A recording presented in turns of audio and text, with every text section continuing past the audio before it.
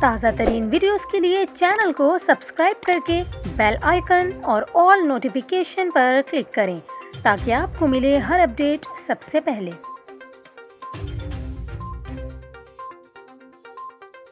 اور ابھی آپ کو بتائیں، مونسون ہوائیں ایک بار پھر سندھ میں داخل ہونے کا امکان ہے، جبکہ کراچی میں آج بوندا باندی متوقع ہے۔ موسمیاتی تجزیہ کار کے مطابق خلیج بنگال میں 9 ستمبر تک گہرا ڈپریشن بن سکتا ہے، جو 12 ستمبر تک بھارتی ریاست راجستھان پر اثر انداز ہو سکتا ہے۔ اس کے علاوہ